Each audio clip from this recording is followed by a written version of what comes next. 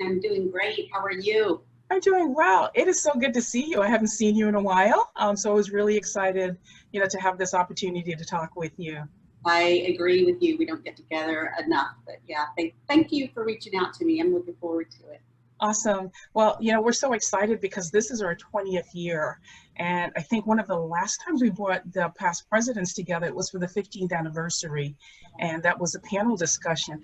But I was reflecting, and I met you well before I even got introduced to the Charlotte ICF chapter, because you were one of my coaches when I was unemployed. Yeah. When you And went through that transition, I remember that. I did. So I was so excited when I came into the chapter, and also saw that you were there. There's just so much that I know, just in terms of experiences and, just a journey that you have been through. And so, just a few questions that I want to go over with you and, give you an opportunity to share your experiences with our chapter members.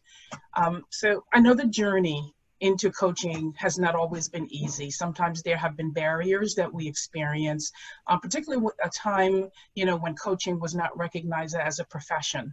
Are there any barriers that you experienced that you would like to share with us? Oh yeah, absolutely. And I started my journey way back before it was that well known, and so it has been interesting. I will just share a little bit of my journey.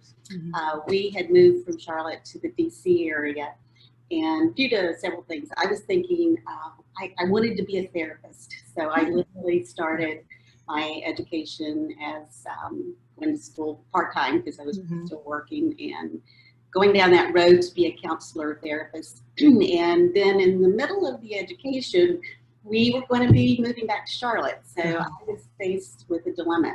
And a colleague of mine, she was a consultant, and she said, "Have you ever thought of coaching?" And Mhm. I looked at her like many people did back then, early Mhm. 2000s, and I said, coach what? What? Coach. And so she told me about Newfield Network, and Julio Alaya was going to be in DC giving an informational kind of interview, whatever.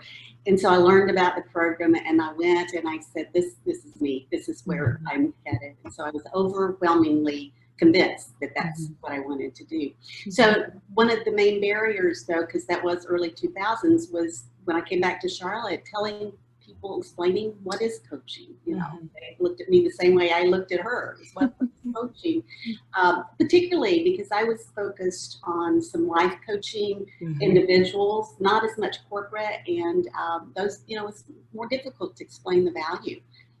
I even found, Jaslyn, with some of the corporate, that it was more of a remedial kind of coaching, Mhm. so we've totally shifted. And I will mention, because you brought it up too, is that period. I actually didn't got another job when I moved back to Charlotte, and I quit in earnest, all Mhm. corporate, in 2008, and that's when everything, you know, changed Mhm. exponentially. So the value of coaching, the kind I had been doing, was not there, Yeah. and but I shifted to career coaching, which is where we met, and I'm Mhm. so grateful for that. What I did learn, and I think you could probably vouch for it, and I've been through transition also.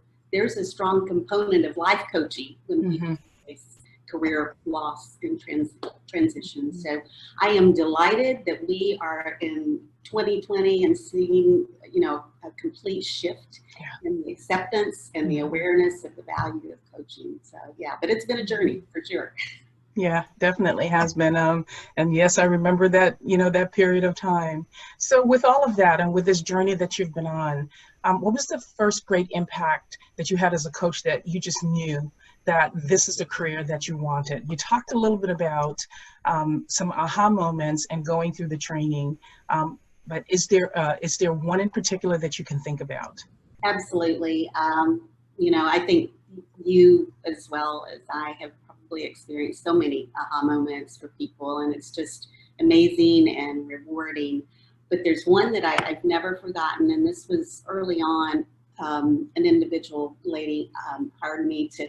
She had a big stressful job, and she was having some difficulty with some relationships, and wanted to learn to manage those better. And so we were working on those, her agenda around that, and we were making great progress. She worked hard. She was really dedicated to the coaching process.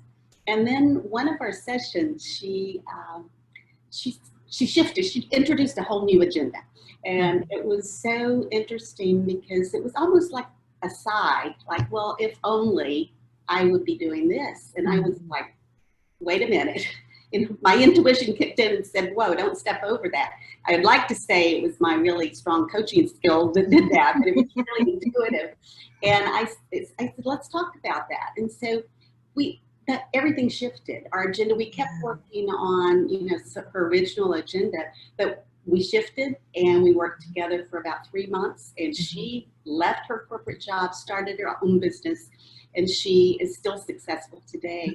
And that just taught me, I've never forgotten it, and it taught me just don't step over things, and all of those good things in the core competencies, they really are there for a reason. So that was really one of those experiences that was very meaningful. Yeah, that's awesome. And it also says a lot about what you said earlier.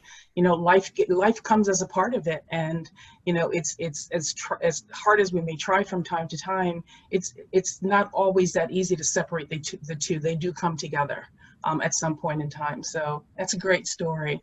And so tell me, how has coaching helped you in your own development in living life as you're living life today? Wow. So I've in earnest been doing this over a decade now. So, I think when I think of how it's helped me and impacted me, I'm a more authentic person. I'm a better listener. And, I think I will say, Julio used to say, lend me your eyes so you can see, or so I can see. And that's so meaningful for me. I've never forgotten that either.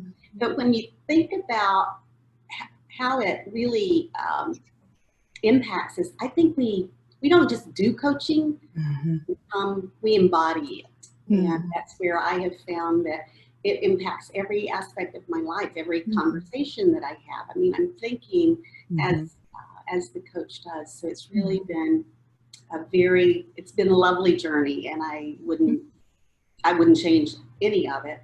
And one of the greatest benefits, I think, is being part of the coaching community. Where else can you find people like what we have, Jocelyn? Yeah.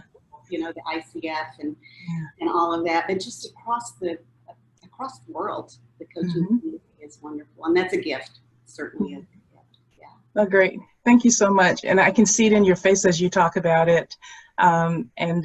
Just to be able to see and demonstrate that. I am so appreciative of all of the work that you've done to help make this chapter what it is, and really appreciate you taking the time to have this conversation with us. Those who see this interview, those who are even thinking about becoming coaches, they'll see the real impact of a coach, through some of the stories and the examples that you shared. So it's been a pleasure talking to you, and thank you again for allowing us to interview you. My honor and privilege, and it's good to see you again. Thank you.